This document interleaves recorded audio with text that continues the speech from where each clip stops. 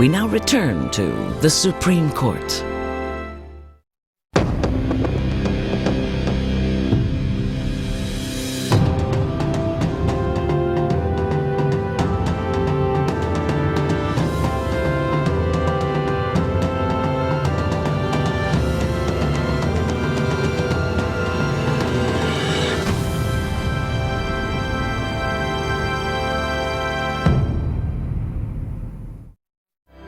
If there were a store in your town called Peace of Mind, would you pay it a visit? Across America, in towns big and small, there is such a place, New York Life. It starts with our values of financial strength, integrity, and humanity, and continues with our agents. You may already know our people, and we are confident that peace of mind is why New York Life is the company you keep. Additional funding is provided by the John D. and Catherine T. MacArthur Foundation.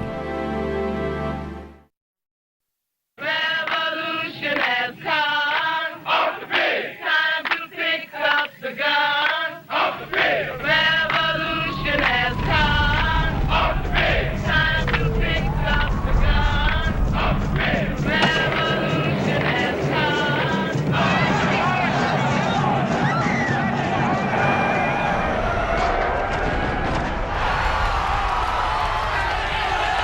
Tonight it's time for some honest talk about the problem of order in the United States. I, in a sense, am in the ring tonight, and I think this is the time and this is the place to take off the gloves and sock it to 'em.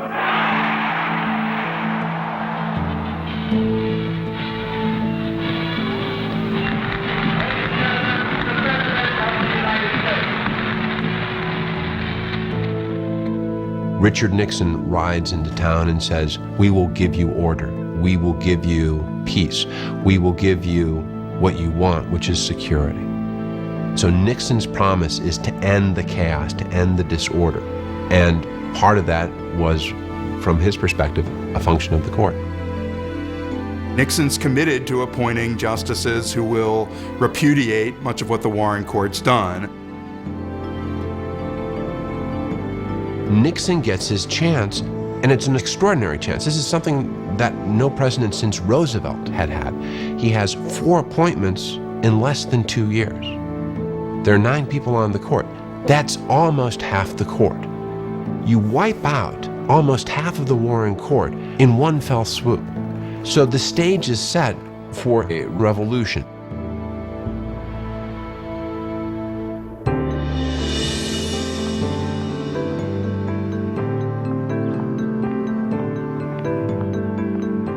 Nixon knew what sort of man he wanted. Strong conservatives who believed in law and order, nominees from the South, and with judicial experience, and young enough to serve some decades on the court. He wanted judges who would stick to the letter of the Constitution, and where it was fuzzy, let the government do what it liked. He called them strict constructionists. And to find them, a bright young man searched the rosters, the Assistant Attorney General, William H. Rehnquist. Strict constructionists became the code word for not people like those on the court. Strict constructionist was going to favor government and law enforcement against individual liberties, and certainly those of criminal suspects. Ladies and gentlemen, I'm very proud tonight to nominate as the 15th Chief Justice of the United States, Judge Warren Burger.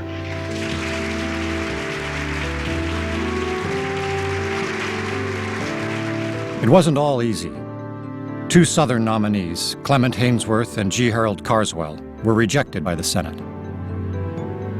Nixon settled for Burger's childhood friend from Minnesota, the little-known federal appeals court judge Harry Blackmun. And finally, he got one man from the South, Lewis Powell, a Virginian. But by then, he'd burned through every name the Justice Department had collected.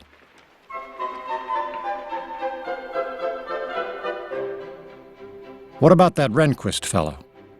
Only 47, perfect, strong on law and order, critic of the Warren Court since the early 50s, a former clerk for Justice Robert Jackson. Not that Nixon knew all that. Wrenchberg? Nixon asked. Is he Jewish? Nixon doesn't know him other than visually. And Rehnquist is something of a flamboyant dresser. He favored pink shirts. Richard Nixon was not a pink shirt kind of guy. Rehnquist had long hair. He wore it over his ears, and he had long mutton chop sideburns. He had been #1 in his class at Stanford Law School. He had clerked for Justice Robert Jackson. He had written an article decrying the influence of liberal law clerks, making the court too liberal. I remember him telling me a story that he won a lot of money in a betting pool because he was the only one who thought Eisenhower would beat Stevenson among the clerks for the presidency that year. So he always was by himself, sort of politically in some ways. He was very, very smart, very, very conservative. He thought the Warren Court stood for a court that was much too overly solicitous of criminal suspect rights and communist sympathizers. Rehnquist was the most active in the Nixon Justice Department in monitoring the work of anti-war groups who were thought to be a bit unpatriotic. Rehnquist's hard opposition to the anti-war groups rang the alarm bells in the Senate. And then there was an allegation that, back in Phoenix, he'd served as a GOP poll watcher trying to keep blacks from voting. It was certainly fact that he wrote in opposition to a public accommodations law, contending that all the law in the world wouldn't make whites like colored folk. So what was the point? In the Judiciary Committee, Lewis Powell sailed through by unanimous vote. Rehnquist got by the same day, but with noise, contention, and a solid block of Democrats against him.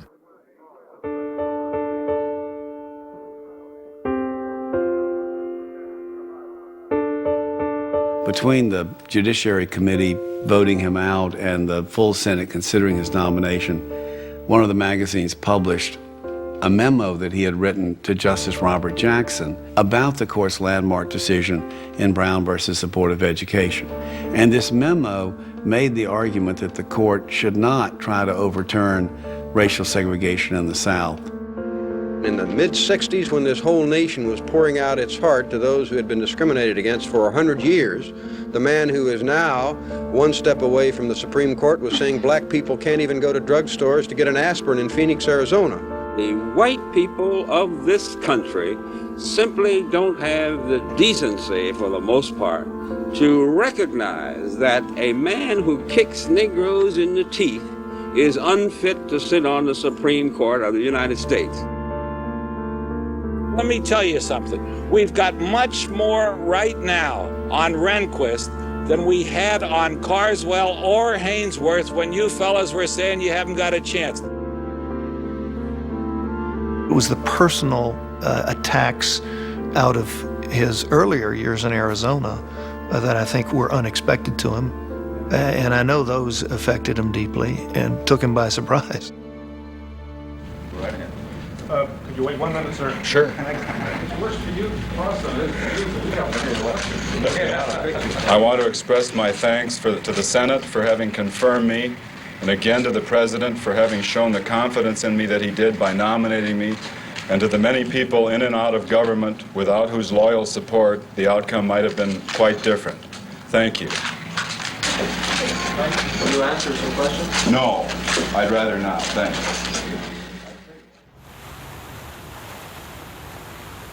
I'll give you only one last bit of advice because you're going to be independent, Patrick, and that is don't let the fact that you were under heat change any of your views. I'll remember them. So just be as mean and rough as I said you were, okay? Thanks, Mr. President. All right, but just good luck. Thanks a lot. Bye. Mean and rough were about law and order, but that wasn't what he would run into. Before he could even take the oath, his fellow justices were hearing a little-known case that would push them onto new terrain, ground they weren't eager to traverse.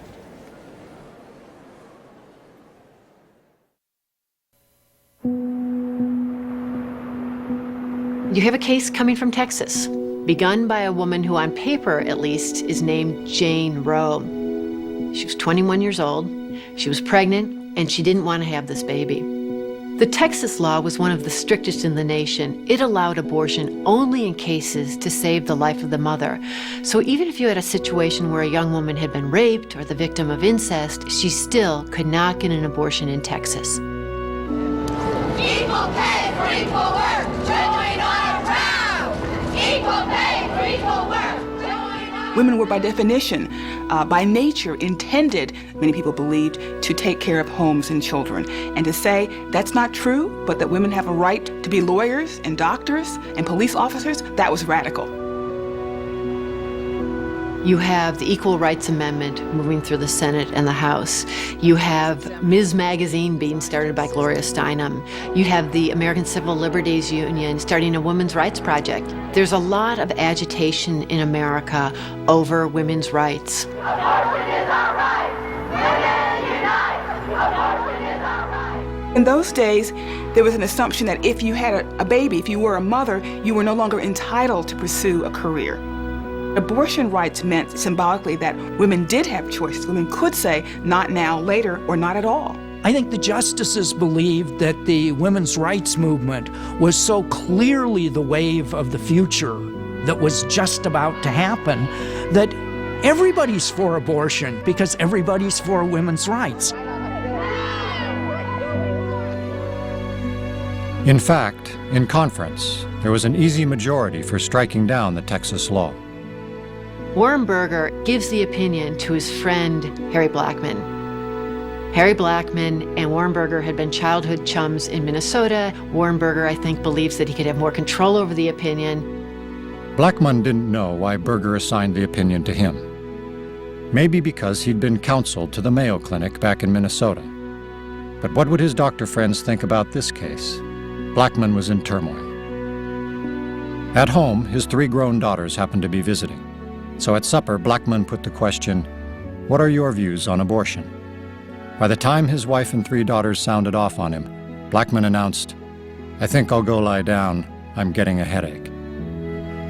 Justice Blackmun was a very green justice at this point in his career. The workload is very tough for him. This is a very hard case. It's very much of a burden within the marble walls. From CBS News headquarters in New York, this is the CBS Evening News with Walter Cronkite. Good evening. In a landmark ruling, the Supreme Court today legalized abortions. The majority in cases from Texas and Georgia said that the decision to end a pregnancy during the first 3 months belongs to the woman and her doctor, not the government. Thus, the anti-abortion laws of 46 states were rendered unconstitutional. How in the world did such a conservative justice write this incredibly activist liberal opinion in Roe? Well, if you go back and read the opinion, it doesn't read as some sort of charter of feminist rights. It reads as a charter of doctors' rights. He actually researched the history of abortion, and his visceral response was the state ought not to be telling doctors how to regulate pregnancy.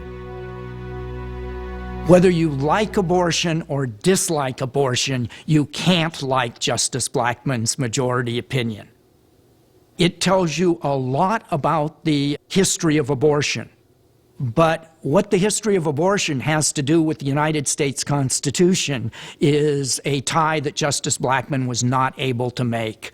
This is an opinion that has a result, but without reason. He's looking at it in terms of a decision that should be left between a physician and a woman. But of course, this is a test of what the Constitution holds. And what he ends up doing, in his opinion, is grounding it in a right of privacy. William Rehnquist was in the Justice Department and helped screen Blackmun. And here he sees this man writing this very expansive opinion in Roe versus Wade. Lewis Powell is joining it. Warren Burger is joining it. Rehnquist is by himself among the Nixon appointees at that time. Bill Rehnquist saw the Constitution very narrowly protecting individual rights. So he never could have envisioned a right of privacy to be found in the Constitution. Rehnquist is arguing that the court has no business deciding it. There's no constitutional hook. Because you can't pretend that the text of the Constitution says anything about abortion. You can't pretend that the legislative history of the 14th Amendment says anything about abortion. You can't find a precedent in the Supreme Court that says anything about abortion. This one's out of the blue. Bill Rehnquist felt that the states should have primary authority in those matters that were most affecting people in their day-to-day lives. They knew how to handle their own lives, and they didn't need a lot of supervision from the court. Less than 10 years after the epic fight to end segregation, the idea that states could be trusted to be fair was not a widely held view on the court. Rehnquist ended up on the short end of so many 8-to-1 votes, the clerk started calling him the Lone Ranger. Got to the point that a group of his early law clerks gave him a little Lone Ranger doll that he proudly displayed on the mantle in his chambers. But Justice Rehnquist came to the court with a well-defined legal philosophy, and he was going to articulate it. Justice Rehnquist did have confidence that people can generally be trusted to do the right thing, at least in the long run. And I think that does color to some extent his view about the role of the Supreme Court. If you think people are basically pretty good, then you don't need a bunch of platonic guardians sitting in a marble hall in Washington, D.C., ordering them to do this or that. He stood by himself. It didn't seem to trouble him. Even though he was the only dissenter, he wasn't going to change his views and say, okay, you got me, I'm by myself. This is not an angry man. This is a man who is simply not winning at this point in time. He was not a self-doubter, nor did he think he had to impose his views on the rest of the world. He just set out what he believed, and he thought it was persuasive, and if people agreed with him, well and good. If they didn't, that was all right too.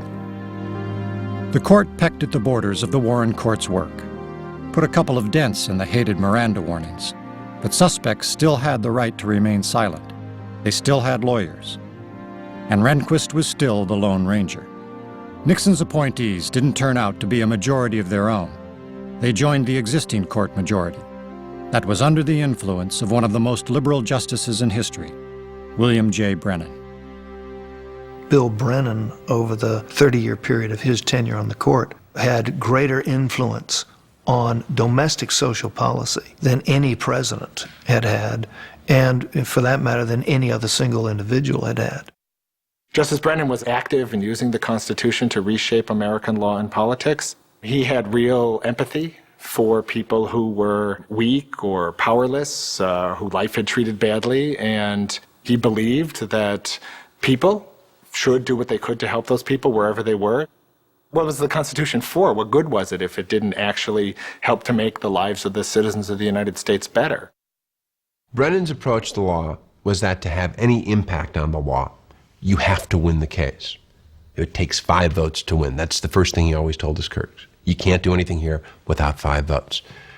So Brennan was adroit at doing what Warren did, which was walk the halls, work the justices, find out what could bring them to his position. He'd write memos. I don't think we're very far apart here. If I were to do this, could you see clear to sign the opinion? This is the Brennan style. It was like there was this magnetic field within 5 feet of him, and I always felt that when I got that close to him, I guess I could remember vaguely that there were some decisions of his that I disagreed with, but I couldn't really remember which ones or why I would possibly have thought such a thing. He just had such a powerful warmth to him.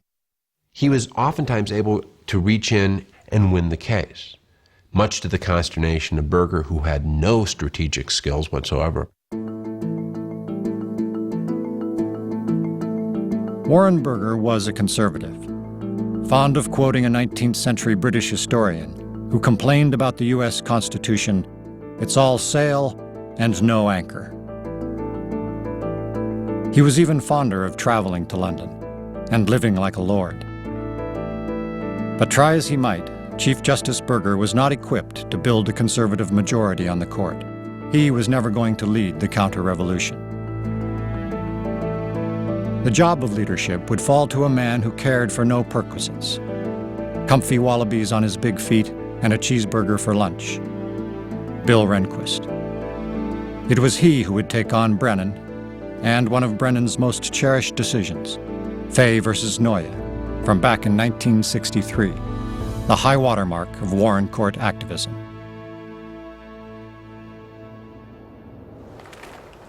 The criminal law jurisprudence of the Warren Court is just thoroughly tied up with the race issue, and is very much undoing a deeply ingrained, long-standing system that involved mistreating blacks in the South. Justice Brennan believes the federal courts were going to have to do something to push that system and make it change. And that's only going to happen if the Supreme Court can expand the authority of the federal courts so that the federal courts can begin to push the state courts. And that's what they did in Fay v. Noya. He didn't wish, and other justices on the court didn't wish, people to be languishing in jail because their convictions were obtained through violation of constitutional rights. It just doesn't seem fair. Fay v. Noya was Justice Brennan's magnum opus. It's a rhapsody, it's poetry, it's song. It's his ode to individual rights and to individual liberties. To Rehnquist, this ode looked like disrespect for the states and chaos in the federal courts. Brennan's opinion in Fay meant any convict could petition to overturn what the state had done. And thousands did. Federal courts were swamped. In 1977, in Wainwright versus Sykes, Rehnquist saw his chance to restore some order.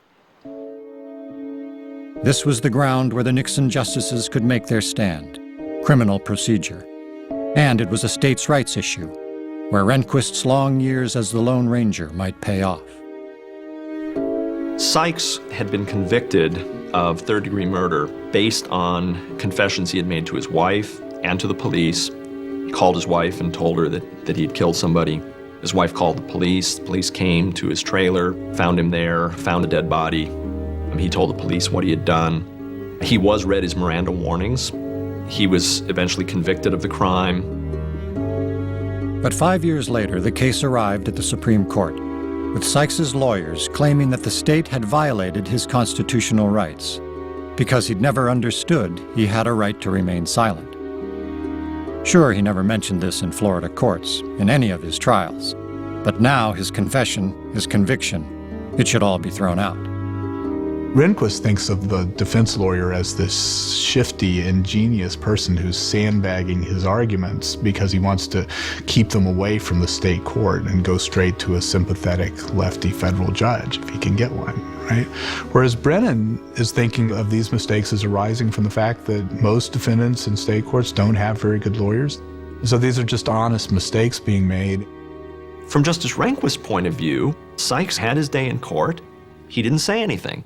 Then he had a chance to appeal the issue, and he still didn't say anything. You get a reasonable number of bites at the apple, and that's the end of it. That's what finality means. And he would say that's doubly true when it's a federal court that's being used in this way to relitigate issues that have already been litigated fully and completely in the state court. Rehnquist says, and this is, the law is a cold but clear arbiter. If you're going to make that argument, you have to make it in state courts because state courts deserve respect. To somebody like Rehnquist, the law is about rules. Rules must be followed. The law's job is to order. It is not to foster progress. I think Justice Rehnquist's persuasive explication of his views in some of his early opinions gradually took hold. People read them, thought about them, and gradually said, well, wait a minute, there might be something to this point of view. Intellectually, Rehnquist is clearly the leader there. He has the clearest vision and the best skills to produce the outcomes. Certainly none of the other conservative justices could have done that anywhere near as well as he did. The vote in Sykes is 7-2. All the Nixon appointees, Byron White, Potter Stewart, and John Paul Stevens, the new Ford appointee, in the majority, with Rehnquist writing for the majority, protecting the autonomy of state criminal systems, with Brennan and Marshall, the two holdovers from the Warren Court, in dissent. On Rehnquist, Nixon got it right.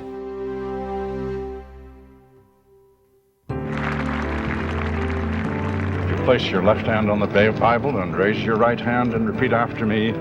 I, Ronald Reagan, do solemnly swear I, Ronald Reagan, do solemnly swear. The kind of vision that Rehnquist stood for, which was so unusual in the 1970s, becomes much more possible when you have this much more conservative president preparing to make appointments to the court. Ronald Reagan had a very strong feeling about the importance of states having the ability to truly represent their people in determining policy. He felt that that was true, particularly as a matter of what the courts should be doing. Richard Nixon's strict constructionists had failed to change the court's direction. Now the buzzword wasn't law and order, but something more ambitious. The Reagan right didn't just want to untie the hands of police. They wanted to crack down on obscenity and godlessness, put a stop to affirmative action and abortion rights, the agenda that would come to be known as family values.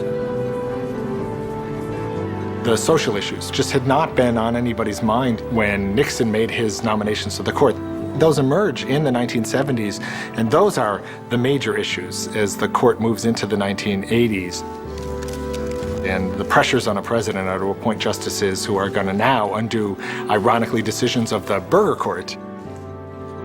The Reagan Justice Department didn't want to make Nixon's mistake. They looked back and said, look, he put 4 people on the court and nothing changed. They gave us Roe versus Wade and all these other opinions. We're going to do it differently. We're just 2-3 months into President Reagan's term, and Potter Stewart privately reveals that he wants to step down in June of 1981. And remember, Ronald Reagan had said during his campaign that if elected, he would appoint the first woman to the Supreme Court. Who do you appoint? Where do you find this woman? Jimmy Carter appointed more women to the federal courts than all other presidents combined before him. So you have women in the federal courts, but they're all Carter appointees, liberal Democrats. Ronald Reagan's not in the business of putting liberal Democrats in life-tenured positions.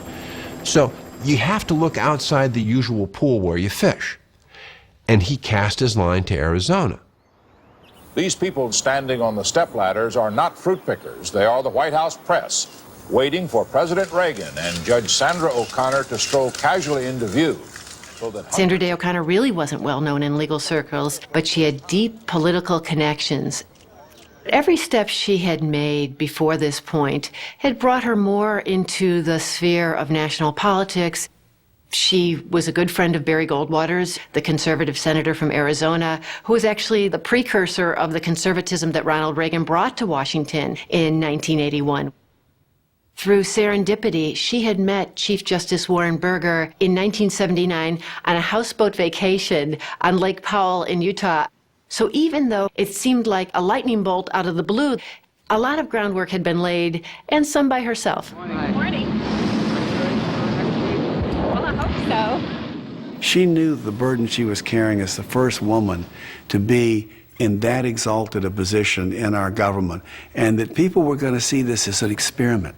I didn't know if I had the experience that would enable me to do a good job on the court. It's wonderful to be the first to be asked to do something, but I didn't want to be the last. And for me to take that job and not perform it well enough could have been a disaster for women.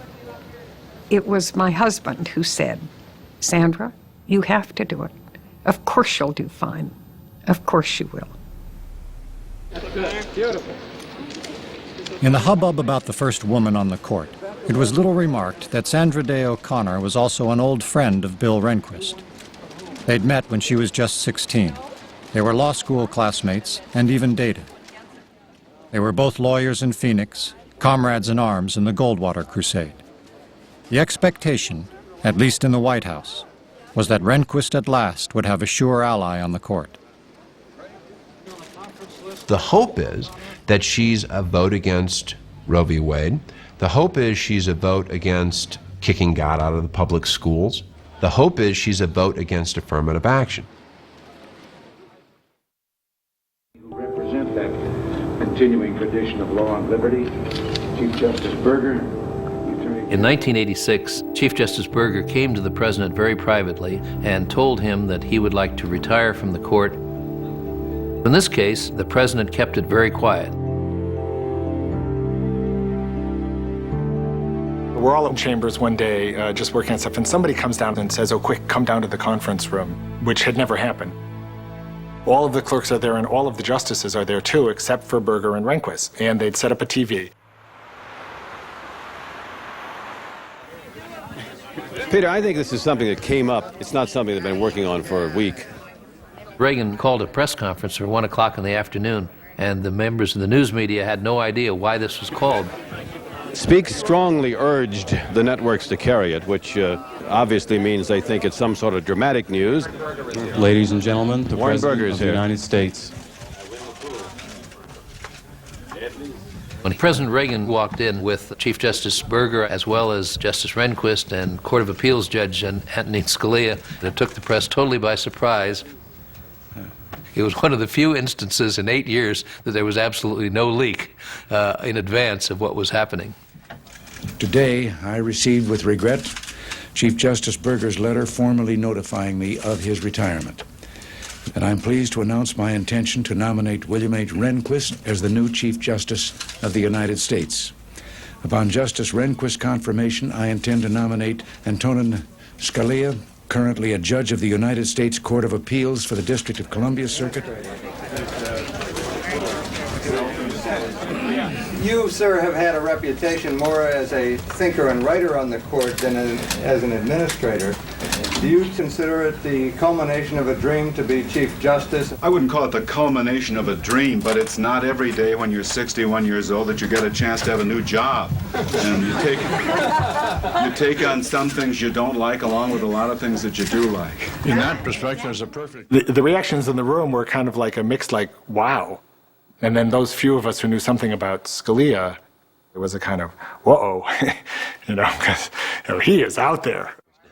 Antonin Scalia was the real thing. He believed in state power, he believed in government power. He took a narrower view of individual rights. He was conservative on law and order. To have the two of them come on the court together at the same time, that's a very powerful package on the court. Antonin Scalia charmed the Senate and sailed through 98 to zip. Rehnquist was confirmed by the Senate, but not without breaking his own record for the greatest number of no votes. The Senate was voting on supposed ideology. Inside the court, ideology wasn't the big issue. Rehnquist would do the chief's job happily and well. He had to be an improvement. Sir, what will you miss most about being Chief Justice? Really nothing. Berger was a ham-handed Chief Justice. He wasn't particularly competent in his opinion writing. It's good to see him go, and no one ever looked back. When Rehnquist came in as the new Chief Justice, actually was a relief to his colleagues, no matter what their ideology was, because he ran the court well. And while we think of the role of the court in the country, the other justices think of it as their job. Rehnquist had the respect of the other justices. He had a certain intellectual rigor that they appreciated. Secondly, he was quite fair-minded. He was never a believer in the self-importance of the job, very self-deprecating.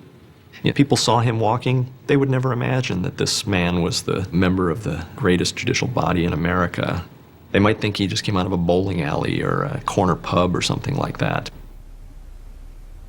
Rehnquist didn't care for ceremony. Meetings were quick. He liked a joke. He'd bet you on anything. The amount of snow that would fall that day on Capitol Hill, as measured by the Chief Justice of the United States. But the Reagan White House didn't make him chief because he was well-liked. They looked to him as the man who could pull the court to the right. Their revolution could last for 20 years, if they could somehow supply their new chief enough votes for a working majority. In 1990, William Brennan retires. The following year, Thurgood Marshall steps down, and this closes off an era. Both of them represented the real liberalism of the Earl Warren time. The retirements represented the possibility of a genuine and potentially sweeping change in the court's jurisprudence. It was a seismic event, to say the least. Anthony Kennedy in 1988. David Souter in 1990, Clarence Thomas in 1991. Now there was a clear majority appointed by Presidents Reagan and Bush. The majority the right had been praying for since the 60s. And with this remade court, Rehnquist would lead a revolution, just not the one people expected.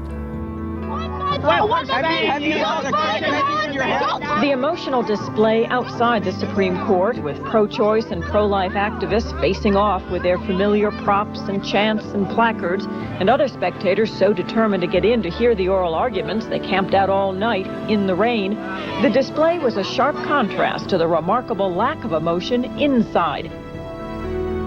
The abortion issue had been very difficult for the court ever since the decision in the 1970s in Roe against Wade.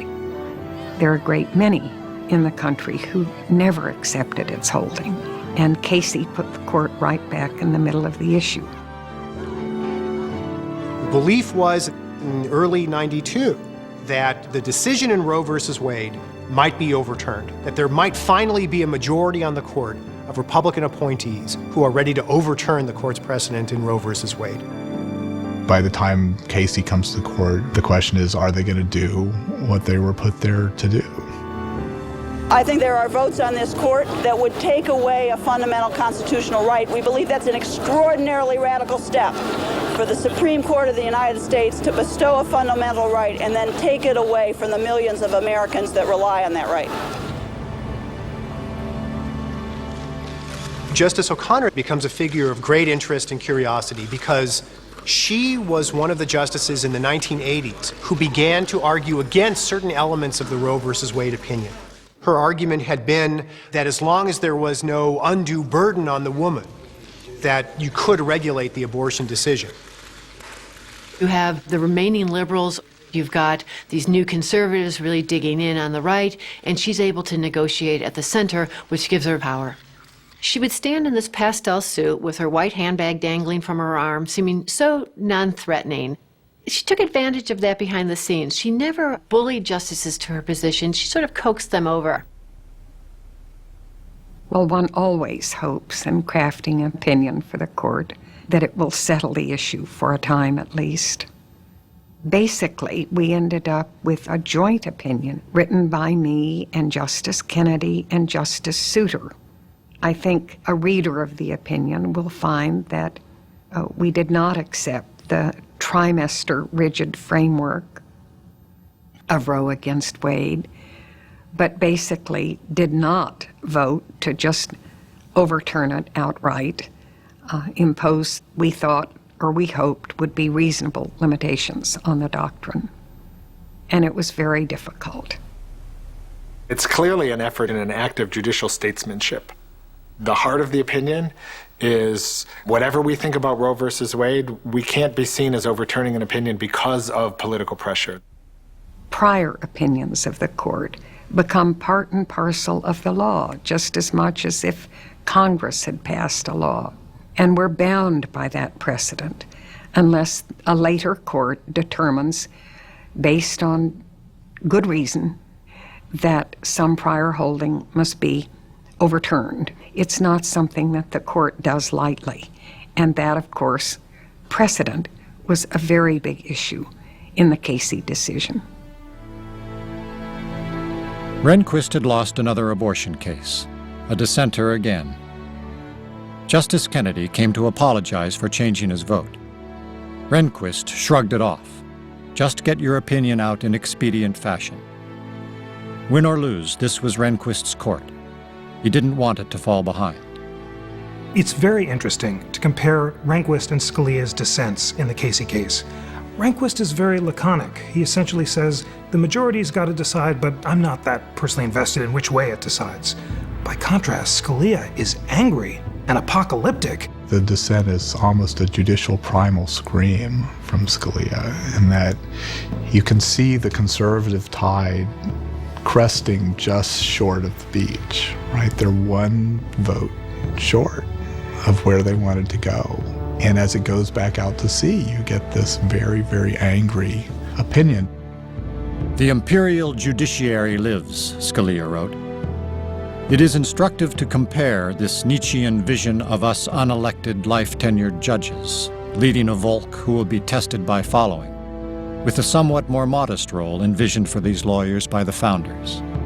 There's truth to Scalia's statement, except it's applicable to Scalia as well, who is no different than any of the others in this. He just has a different set of issues onto which he's willing to speak as the imperial judiciary. They aren't, in general, a deferring bunch. The trademark of the Rehnquist court, beginning in Casey, is that we are supreme in constitutional interpretation.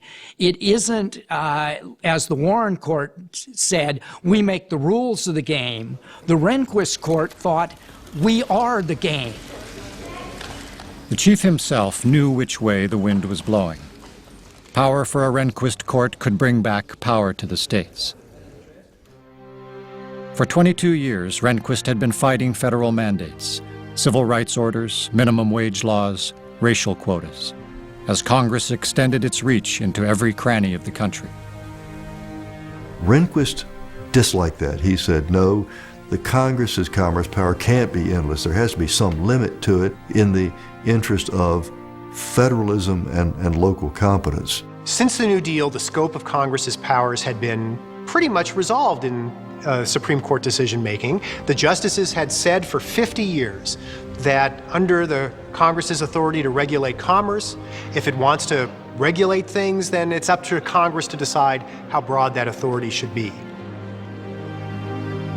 In 1994, Rehnquist got a case where he could finally draw the line. United States versus Lopez was a challenge to Congress's power to make a federal law against bringing a gun near a school. There was already a state law in place. More to the point, what did keeping guns away from schools have to do with interstate commerce? The theory on which Congress could regulate it is this. If you have guns in schools, it's bad for education. And if kids are badly educated, they're going to do poorly in the workforce. The national economy is going to suffer. Therefore, commerce generally among the states will suffer. That's the theory on which Congress passes it. What the court does in Lopez is say by a vote of 5-4 that Congress doesn't have the authority under the Constitution to regulate schools in this way. If this is to be regulated, it is to be regulated by states. This was the first time in 60 years that the court had limited Congress's commerce power. I had taught generations of law students that they would never live to see the day when the court said Congress has any limit to its commerce power. Well, they did. Very embarrassing to me because I had to go tell my students, I lied to you. They did what I told you they would never do. It was one of the great and important constitutional revolutions since the New Deal, and it was led by Chief Justice Rehnquist. But this didn't look like the revolution the right had intended. So far, the Rehnquist court hadn't outlawed abortion, hadn't attacked obscenity, or put prayer back into the public schools. They hadn't even rolled back one of the most reviled of the Warren Court decisions, the Miranda warnings, the very notion of telling cops what to say. The Rehnquist court had a chance to wipe out Miranda in the year 2000, in Dickerson versus United States. Congress itself had enacted legislation that seemed to overrule the Miranda decision. The Supreme Court could simply uphold the legislation.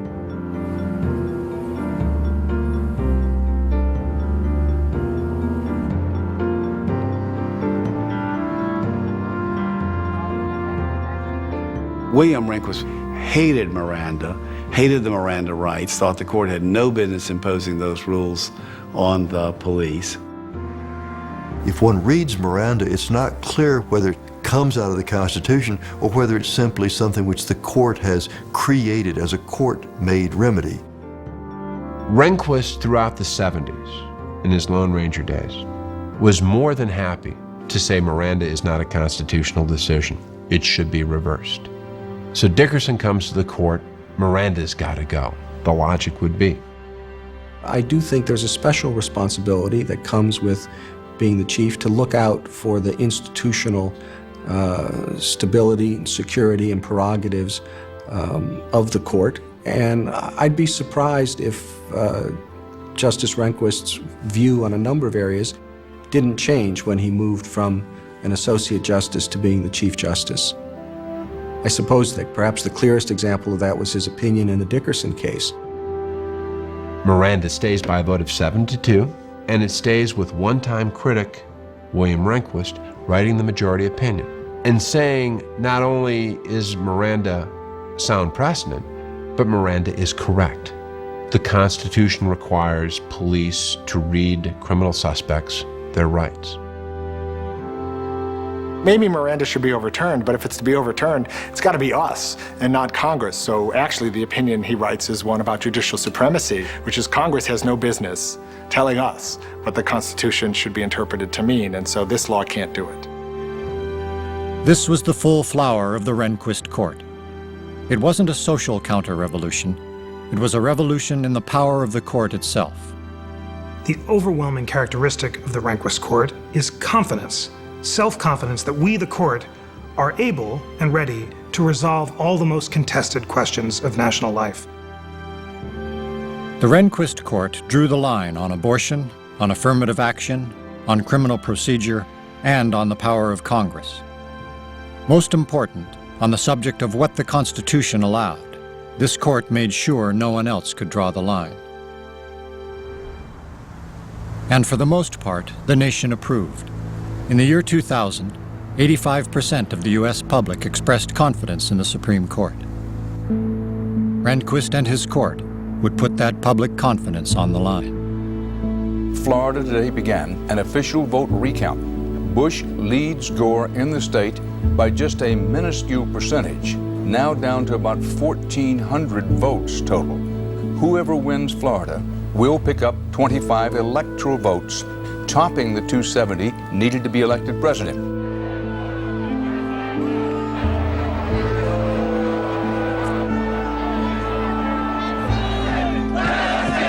The shouting may have subsided now after the most contentious, some say most suspect, presidential election in history, but the battle goes on. Thousands of people in Palm Beach are asking for another chance to vote in this election.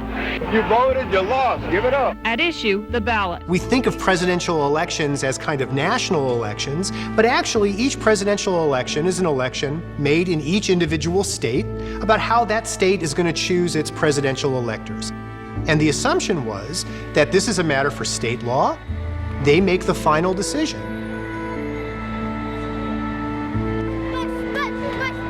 The one prediction that I was willing to make to my students at the time was that the Supreme Court would never take this case, never touch it, a million years. Right? Boy, was I wrong about that. Everybody has a different impression of what's about. One says it's a dimple, one says it's a pimple, one says it's pregnant, one says it's a hanging door. So the Chad, as it's become known, is probably the most misunderstood terminology in America. The justices took a look at what was happening and said, you know, this is awful. This is a mess. Somebody has to clean this up. Who better than us? The people trust us. We can bring this to a halt. Given the institutional authority of the court and the generally high regard with which it is held, Rehnquist's perception is the court can do this. It's a short, sharp shock. You go in knowing that this is going to be a one-of-a-kind experience, and you end the trauma. And that may have been the logic of it. But notice that's not a legal logic. It's a political logic. In fact, when the Rehnquist court accepted the petition for review, it ripped the case right out of the hands of the Supreme Court of Florida. We'll hear argument now in number 00949, George W. Bush and Richard Cheney versus Albert Gore et al. The people who usually argue for states' rights, Rehnquist, Scalia, O'Connor, Kennedy, and Thomas, are in the majority imposing on the state of Florida. Bush v. Gore said to the Florida Supreme Court, "Court, you have changed the counting standard in the middle of the election. Therefore, the manual recount has to stop." Notwithstanding their usual view that state courts have competency to read state constitutions, so they stepped in They slapped down the Florida Supreme Court. Now, there's an act of self-confidence. There's a court that believes it knows where it's at, it knows who's got the final answer, and is willing to tell the country as much.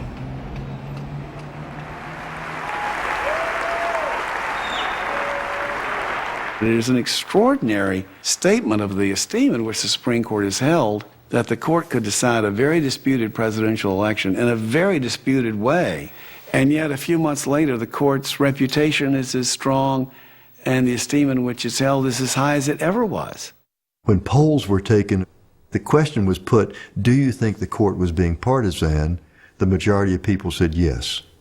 But interestingly enough, people trust the court, so there's an ability of people to entertain two conflicting views.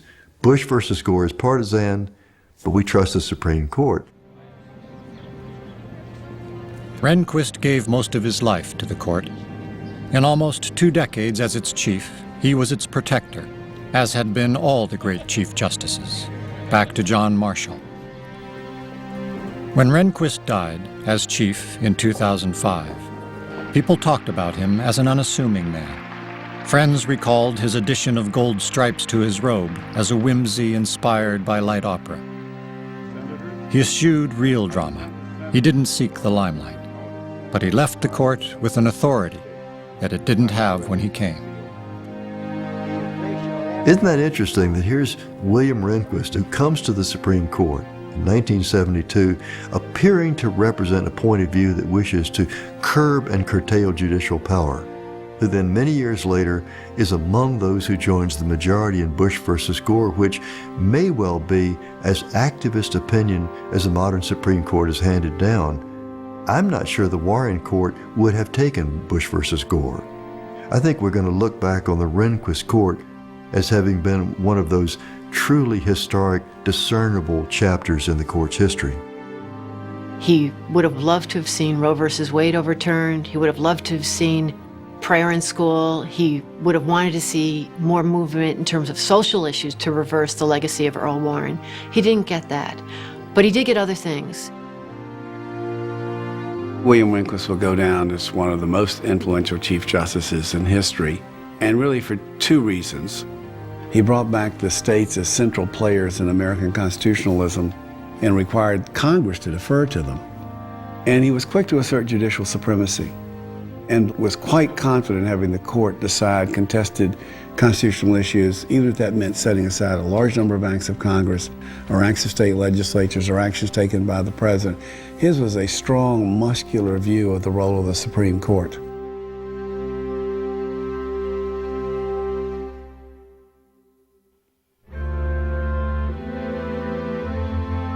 We've come a long way since Marbury versus Madison, when Justice Marshall very gingerly tried to suggest that the Jefferson administration wasn't doing the right job. It's a court that has developed enormous power and enormous prestige in the political system. The Supreme Court of the United States is the most powerful judicial tribunal in the world. It tells us what the relationship of the co-equal branches of the federal government are, and what the relationship of the federal government to the states are, and what the relationship of government is to individual rights and liberties. Well, that's a very broad mandate. The court is no longer timid. Both the left and the right on the court are activists. If by that you mean judges who see their essential role as deciding the hard questions that are faced in American society, I don't see any tendency to hold back. Today, the court stands as a huge institution at the center of American politics. And whether that's a good or a bad thing is a question that people really ought to think about. The legitimacy and the acceptance of what the court does depends upon how people view the institution. The court is always vulnerable and has been throughout its history. And I think justices, myself and others, should view ourselves as trustees of an extremely valuable institution that has built up over the centuries and has served the country very well in ensuring the rule of law and has the ability to reach unpopular decisions that will nonetheless be followed.